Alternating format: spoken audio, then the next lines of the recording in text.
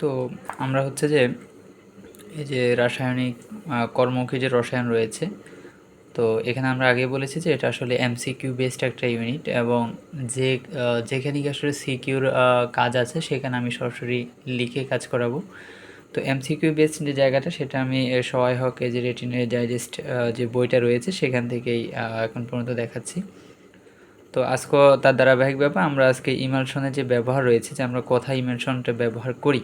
আমি এর আগে ইমালশন সল, এরপরে হচ্ছে যে কখন আমরা এটাকে জেল বা ইমালশন বলবো, কখন সল বলবো, কখন ফোম বলবো, এবং এগুলোর এক্সাম্পল এই যে বেশ কয়েকটা এখানে যদি এর আগে যদিও দেখানো হয়েছে, তো আবার একবার দেখানো হচ্ছে, যেগুলোকে চাইলে একটি স্ক্রিনশট নিয়ে রাখতে পারো, পরবর্তীতে নোট অথবা ভালো করে পড়তে পারবা। তো এখানে ইমালশনের যে ব্যবহারটা আমরা কোথায় আসলে ব্যবহারটা করি, যেমন ওষুধ প্রস্তুতি আমরা ব্যবহার করি, এবং জীবাণুনাশক, এবং যেটা সবচেয়ে ব্যবহৃত হয় মেডিকেল যে সেক্টরগুলো রয়েছে সেখানে যন্ত্রপাতিগুলোকে জীবাণু ও মুক্ত করতে হয় কিন্তু।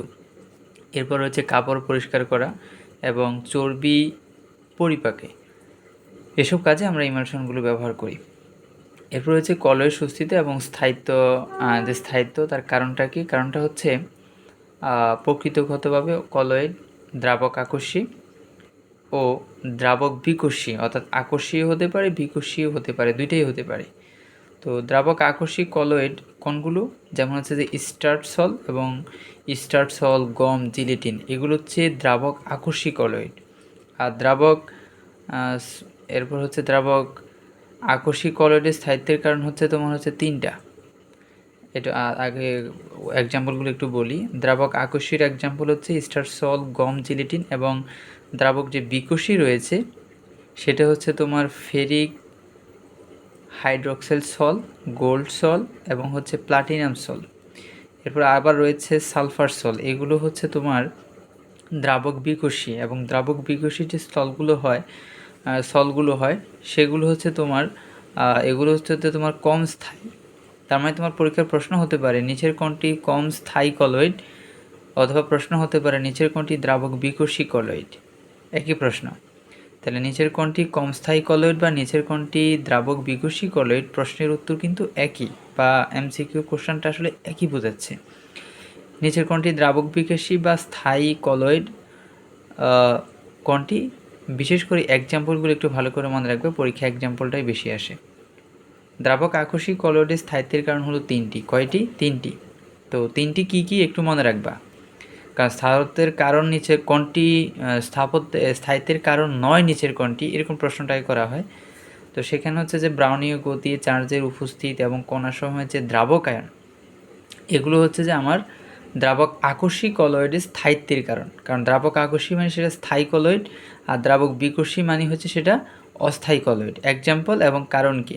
আর দ্রাবক বিকর্ষী কলয়েডের স্থায়িত্বের কারণ হলো দুইটি, একটা ব্রাউনীয় গতি আর একটা হচ্ছে চার্জের উপস্থিতি। তার মানে এখানে দুইটা কমন হলো, 3 নাম্বারটা কিন্তু এখানে থাকলো, এখানে নাই, যে কারণে এটা অধিক স্থায়ী আর এটা কম স্থায়ী। ঠিক আছে, এটা মনে রাখতে হবে। কখন যদি প্রশ্ন করা হয় যে প্লাটিনাম সল অপেক্ষা গম অধিক স্থায়ী কলয়েড ব্যাখ্যা করো, তখন কি বলতে হবে? যে এটার মধ্যে ব্রাউনীয় গতি আছে, চার্জের উপস্থিতি আছে, এটার মধ্যেও আছে, বাট এখানে যেটা বাড়তি আছে সেটা হলো কণার সময় দ্রাবকায়ন ঘটে, এজন্যই এটা প্লাটিনাম সল অপেক্ষা আমার গমের বা জিলেটিনের বা স্টার সলের হচ্ছে কি আমার এটা হচ্ছে যে স্থায়ী বেশি। ঠিক আছে, এরপর আসো কলয়েড দ্রবণের বৈশিষ্ট্য রয়েছে এখানে বেশ কয়েকটা, জাস্ট ফর রিডিং আমি এখানে ধরে রেখেছি, এগুলি স্ক্রিনশট নিয়ে রিডিং অবশ্যই পড়ে নিবা, এবং বইতেও এগুলো আছে, যে কোনো বইতেই বৈশিষ্ট্যগুলো তোমার থাকবে। যেমন হচ্ছে কলয়েড দ্রবণ হচ্ছে তোমার অস্বচ্ছ, অসমসত্ব কিন্তু স্থায়ী। এরপর হচ্ছে যে কলয়েড দ্রবণের কণাগুলো খুব ধীরগতিতে পরিব্যাপ্ত হয়, মানে ছড়িয়ে পড়ে। তো এইভাবে বেশ কয়েকটা কথা এখানে বলা হয়েছে, যেমন কলয়েড কলয়েড দ্রবের কণাগুলোর ব্যাস হচ্ছে 10⁻⁻7 সেন্টিমিটার থেকে 10⁻⁻5 সেন্টিমিটার, অথবা 1 ন্যানোমিটার থেকে 100 ন্যানোমিটারের মধ্যে। তো এগুলো হচ্ছে তোমার এক একটা ডাটা বা কলয়েডের এক একটা বৈশিষ্ট্য। কলয়েডের বর্ণ কীরকম? কোনো কণা দ্বারা শোষিত আলোক তরঙ্গ দৈর্ঘ্য এই কণার ব্যাসার্ধের সমানুপাতিক। এটা অবশ্যই একদম মুখস্থ রাখার চেষ্টা করবা, যে কলয়েডের কোনো কণা দ্বারা শোষিত আলোক তরঙ্গ দৈর্ঘ্য, ওটার যে ব্যাসার্ধ আছে তার সমানুপাতিক, মানে ব্যাসার্ধ যত বড় আলোক দৈর্ঘ্য শোষণ করার মানে আলোক রশ্মি শোষণ করার ক্ষমতা তত বেশি বা আলোক দৈর্ঘ্য তত বড় হয় আর কি। ঝাপসা হয়ে গেল। এরপর দেখো তোমার এখানে যে কলয়েডের বর্ণটা নির্ভর করতেছে, বলতেছে যে কলয়েডের বর্ণ নির্ভর করে কলয়েড কণা দ্বারা বিচ্ছুরিত দৃশ্যমান আলোর বিশেষ তরঙ্গ দৈর্ঘ্যের উপর। তার মানে আমার যে আলোটা বিচ্ছুরিত হচ্ছে তার তরঙ্গ দৈর্ঘ্যটা ছোট না বড় তার উপর কলয়েডের বর্ণ নির্ভর করতেছে। যদি আমার তরঙ্গ দৈর্ঘ্য যদি বড় হয় তাহলে সেই ক্ষেত্রে কলয়েডের বর্ণ গাঢ় হবে, আর যদি আমার দৈর্ঘ্য যদি ছোট হয় তাহলে সেক্ষেত্রে সেটা হালকা যে কোনো বর্ণের হবে। এরপর আসো সাসপেনশন। সাসপেনশনের সবচেয়ে বড় উদাহরণ হচ্ছে রক্ত, মানে এখানে এটাই সবচেয়ে ভ্যালিড এবং সবচেয়ে হচ্ছে ইম্পর্টেন্ট একটা এমসিকিউ বলতে পারো। এবং কলেরা যে ভ্যাকসিন এটা পরীক্ষায় আসে, কলেরা ভ্যাকসিন হলো একটি সাসপেনশন। তার মানে এখানে আমি দুটি এক্সাম্পল বলেছি, একটা হচ্ছে রক্ত, এটা ওয়ান কাইন্ড অফ সাসপেনশন, এবং হচ্ছে যে কলেরা যে ভ্যাকসিন আছে সেটাও একটা কি সাসপেনশন। তো এখানে আরও কিছু কথা বলা হয়েছে, আরও কিছু এক্সাম্পল দেওয়া হয়েছে, সেগুলো একটু দেখতে হবে, বাট যেগুলো ইম্পর্টেন্ট সেগুলো আমি একটু বলে দিয়েছি। এবং একই সাথে এখানেও সাসপেনশনের যে বৈশিষ্ট্য সেগুলো রয়েছে, এটার ব্যাস কত হবে, এটা খালি চোখে দেখা যায় কি না, হ্যান ত্যান ইত্যাদি ইত্যাদি কথা বলেছে, ব্রাউনীয় গতি দেখবে কি না, এগুলো এখানে বলে দিয়েছে। তো জাস্ট স্ক্রিনশট নিয়ে এগুলো একটু ভালো করে রিডিং করা ট্রাই করবা। এরপর আমরা আসি কোয়াগুলেশন। আমরা এর আগে কি দেখলাম, যে কলয়েড দেখলাম, সাসপেনশন দেখলাম, এখন হচ্ছে কোয়াগুলেশন। তো কোয়াগুলেশন পদ্ধতি এখানে চারটা পদ্ধতি দিয়েছে, যে দুটি বিপরীত আধানযুক্ত সলকে মিশিয়ে আমরা কোয়াগুলেশন করতে পারি। এরপরে হচ্ছে যে আমরা স্ফোটন ধারা করতে পারি, তড়িৎ চালন ধারা করতে পারি, পুনঃ এবং বা বারংবার ডায়ালাইসিস ধারা হচ্ছে আমরা কোয়াগুলেশন করতে পারি।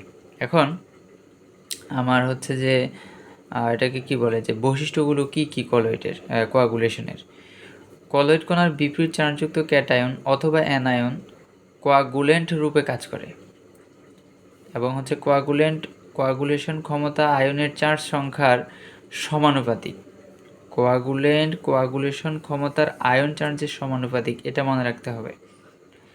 এরপর হচ্ছে তোমার ক্যাটায়ন হিসেবে কে থাকে, অ্যানায়ন হিসেবে কে থাকে, যেখানে সবচেয়ে গুরুত্বপূর্ণ হচ্ছে এখানে ফেরিকটা বা অ্যালুমিনিয়াম যে সালফেট আছে এবং অ্যালুমিনিয়াম ক্লোরাইড আছে সেটা, ঠিক আছে, অ্যালুমিনিয়াম ক্লোরাইড, অ্যালুমিনিয়াম সালফেট এবং ফেরিক আয়ন। আর অ্যানায়ন হিসেবে আমার রয়েছে তোমার সোডিয়াম ফসফেট রয়েছে, সোডিয়াম সালফেট রয়েছে, ম্যাগনেসিয়াম সালফেট রয়েছে।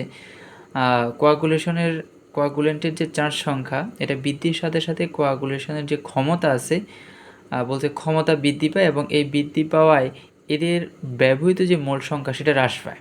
তাহলে কোয়াগুলেন্টের চার্জ সংখ্যা যখন বৃদ্ধি পায় কোয়াগুলেশনের ক্ষমতাও বৃদ্ধি পায়, এবং এই বৃদ্ধি পাওয়া এদের যে মৌলটা ব্যবহৃত হবে বা মৌল সংখ্যা যেটা সেটা ক্রমান্বয়ে কী হবে, যেহেতু বেশি ব্যবহার হয়ে যাচ্ছে সেহেতু হ্রাস পাওয়া শুরু করবে। এরপর আসো দুধের শতকরা সংযুক্তি ও মাখন। এই জায়গাটা যে টেবিলটা এখানে দেখতে পাচ্ছ পুরো টেবিলটাই এমসিকিউর জন্য মোস্ট ইম্পর্টেন্ট। তো যেমন এখানে বলছে যে পানি, প্রথমে আমার দুধের মধ্যে কী কী থাকে, পানি থাকে, চর্বি থাকে, প্রোটন থাকে, দুগ্ধ চিনি বা ল্যাকটোজ থাকে, খনিজ ভিটামিন থাকে, এবং দুধের যে রঞ্জক পদার্থ সেটাও থাকে। তাহলে প্রথমে আমাদের মনে রাখতে হবে কী কী থাকে দুধে। তো দুধের সবচেয়ে যেটা বেশি পরিমাণে থাকে সেটা হলো প্রাণী, অর্থাৎ প্রাণী হচ্ছে দুধের প্রধান উপাদান, এবং তার পরিমাণ হচ্ছে 82 থেকে 88%। চর্বি এটা হচ্ছে যে প্রধান কাজ হচ্ছে দেহে শক্তি যোগানো, এবং পরিমাণ হচ্ছে 3.5 থেকে 7.4%। এরপর যে প্রোটিন রয়েছে, দুধে 3 শ্রেণীর প্রোটিন থাকে, গুরুত্বপূর্ণ। কত শ্রেণীর? 3 শ্রেণীর। কেসিন, ল্যাকটিন, ল্যাক্ট অ্যালবুমিন এবং হচ্ছে ল্যাক্টোগ্লোবুলিন। এরপরে এখানে যে কেসিন বলছে কেসিন হলো দুধের প্রধান প্রোটিন উপাদান, পরীক্ষায় খুবই খুবই খুবই গুরুত্বপূর্ণ। যে কেসিন কি? কেসিন হলো দুধের যে প্রোটিন থাকে সেই প্রোটিনের প্রধান উপাদান। এরপর মনে রাখতে হবে প্রতি লিটার দুধে 30 থেকে 35 গ্রাম প্রোটিন উপস্থিত থাকে। মায়ের দুধ হচ্ছে 0.9% এবং প্রাণীর দুধে হচ্ছে 3.1 থেকে 4.6% প্রোটিন থাকতে পারে। এরপর আমরা চলে যাব দুগ্ধচিনি বা যেটাকে বলা হয় ল্যাকটোজ। দুধে যে মিষ্টি স্বাদ আমরা একটু হলেও পাই, বিশেষ করে কাঁচা মিষ্টিতে অবশ্য একটু কাঁচা দুধে অবশ্য কম পাওয়া যায়। দুধ যখন বারবার হচ্ছে যে আমাদের এটা কী বলে গরম করা হয়, সেক্ষেত্রে দুধের যে মিষ্টান্নতা সেটা বৃদ্ধি পায়। কারণ এটাকে আমি বারবার পড়াচ্ছি, এটা ল্যাকটোজের যে পরিমাণটা সেটা হচ্ছে গাঢ় হয়, ফলে আমার দুধটা তখন মিষ্টি লাগে। এরপর হচ্ছে খনিজ ভিটামিন, এখানে ভিটামিন এ থাকে বেশি এবং শ্বেতকণিকাও থাকে। তাহলে আমার দুধে খনিজ বলতে শ্বেতকণিকার উপস্থিতি রয়েছে এখানে, বা এখানে আরও খনিজ অনেকগুলো বলছে, calcium, magnesium, sodium, potassium, etcetera etcetera. এবং ভিটামিন বলতে আমার এখানে থাকতেছে ভিটামিন এ। এরপর দুধের যে রঞ্জক পদার্থ, সেই রঞ্জক পদার্থ বলতে আসলে পশুর বাচ্চা প্রসবের সময় প্রথম যে শাল দুধ সেটা হলুদ বর্ণের হয় এবং এই দুধে প্রচুর পরিমাণে জ্যান্থোফিল উপস্থিত থাকে। এছাড়াও তোমার দুধে আরও যে রঞ্জক পদার্থ থাকতে পারে সেটা হচ্ছে ক্যারোটিন।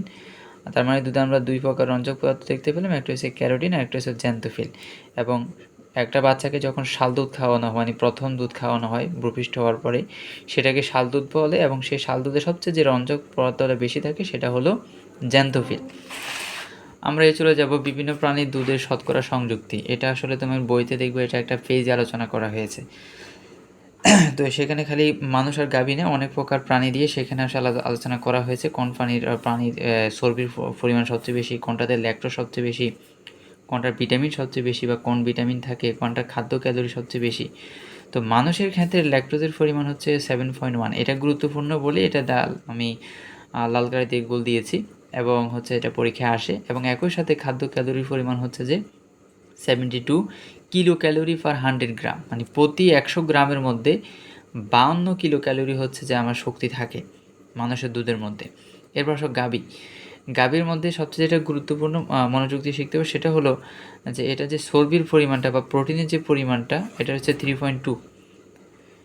এরপর আসো মাখন উৎপাদন। আমরা মাখন উৎপাদন আসলে দেখি যে মাখনে 80 থেকে 82% দুগ্ধ চিনি বা ল্যাকটোজ থাকে এবং 16 থেকে 17% পানি এবং 0.8% দুগ্ধ প্রোটিন।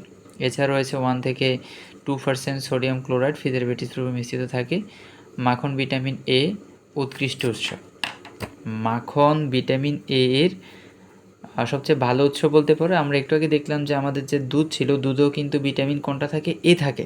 তাহলে দুধ এবং মাখন দুইটাতেই কিন্তু ভিটামিন এ থাকতেছে।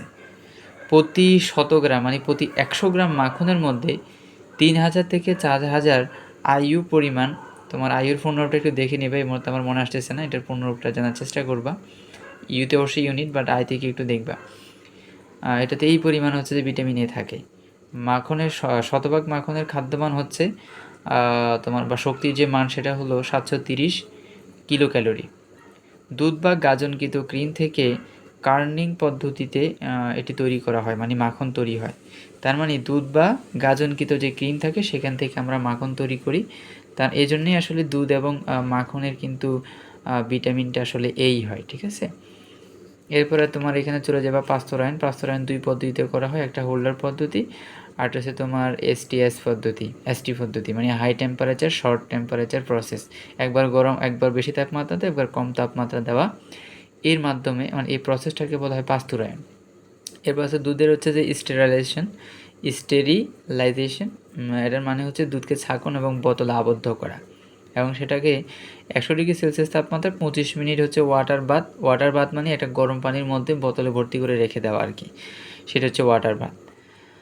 এরপরে এখানে জানা আছে কি বলতে এখানে বেশ কয়েকটা লাইন দিয়েছে, এগুলা যে এখানে 5টা যে লাইন দিয়েছে, কোটেশন দিয়েছে, 5টা কোটেশনই গুরুত্বপূর্ণ। কি দুধ কলয়েড বা ইমালশন, মানুষের দুধের ল্যাকটোজ বেশি থাকে বা হচ্ছে যে দুগ্ধ চিনি বেশি থাকে, মহিষের দুধের খাদ্যমান সবচেয়ে বেশি, মহিষের দুধের চর্বি বেশি থাকে, বেড়ার দুধে প্রোটিন বেশি থাকে। তো এই যে এখানে 5টা কোটেশন দেখতেছি, একেবারে তটস্থ রাখার চেষ্টা করবা। নাও আমরা নেক্সট টপিকে যাওয়ার চেষ্টা করি। সেখানে ট্রলেজ এবং পারফিউমারি নিয়ে আলোচনা করা হয়েছে। তো আমরা প্রথমে চলে যাই। এখানে আসলে বাইরে যে হচ্ছে যে তোমার কর্নিয়াম যে লেয়ার বা কর্নিয়ার যে স্তরটি রয়েছে সেটা মৃতকোষ এবং ক্যারাটিন নামক তন্তুময় প্রোটিন দ্বারা আসলে গঠিত, মানে যে বাইরের যে আবরণটা বা লেয়ারটা থাকে সেটা। তো সেই ক্ষেত্রে আমরা সৌন্দর্য বৃদ্ধির জন্য বা ত্বক যে শুষ্ক হয়ে যায় সেটার জন্য আমরা বিভিন্ন প্রকার পারফিউম বা বিভিন্ন প্রকার হচ্ছে প্রচ্ছাদনী ইউজ করে থাকি। সেই প্রচ্ছাদনীগুলোতেও কিন্তু আমাদের কেমিস্ট্রির আসলে অবদান রয়েছে। চাইলাম একটা ক্রিম তৈরি করে ফেললাম, এরকম কখনো আসলে হয় না, ঠিক আছে। তো ক্রিম বা লোশনের এখানে বৈশিষ্ট্য দেওয়া আছে, এখানে এগুলো আমি না বলি, এগুলো জাস্ট রিডিং পড়ে নিতে হবে। এরপরে ক্রিম মূলত একটি পিচ্ছিলকারক মিশ্রণ, মানে জাস্ট ত্বকের যে উপর আবরণটা রয়েছে এটাকে পিচ্ছিল করে রাখে যাতে আমার জীবাণু কমাক্রমণ করে। শীতকালে ও শুষ্ক আবহাওয়ায় ত্বক পরিচর্যায় ক্রিম অধিক উপযোগী, কিন্তু লোশন বেশি উপযোগী হয় গ্রীষ্মকালে। তার মানে আমরা যে লোশন ব্যবহার করি এটা গ্রীষ্মকালে উপযোগী, এবং যে আমরা ক্রিমও ব্যবহার করি এটা শীতকালে উপযোগী। অর্থাৎ তাপমাত্রার উপর ভিত্তি করে আমরা লোশন বা ক্রিম আসলে হচ্ছে যে আমরা নির্বাচন করব। এখানে গোলাপ জল পদ্ধতি আছে, জাস্ট ফর রিডিং, এখানে অতটা গুরুত্বপূর্ণ নয়। বা সেখানে হেয়ার অয়েল যেটা বলছে এটার উপাদান হচ্ছে যে রং, হেয়ার অয়েল যেটা সেটার উপাদান হচ্ছে রং করা বা রং। এরপর হচ্ছে টলকম পাউডার, এগুলো আমি বলতেছি জাস্ট এখানে যে কিছু লাইন আছে, যেমন পাউডার যেটা রয়েছে সেটার প্রধান উপাদান কী এবং তার সংকেত কী। প্রধান উপাদান হচ্ছে তোমার প্রধান উপাদান টলকের সংকেত কী, সংকেতটা হচ্ছে দেখো 3টির সংকেত দেওয়া হয়েছে, তার মধ্যে এটা একটু মনে রাখার চেষ্টা করবে, এবং এটার পরিমাণ হচ্ছে 92%। তো এখানের কিছু গুরুত্বপূর্ণ না। টেল্ক এর মূল উপাদান টেল্ক নিজেই।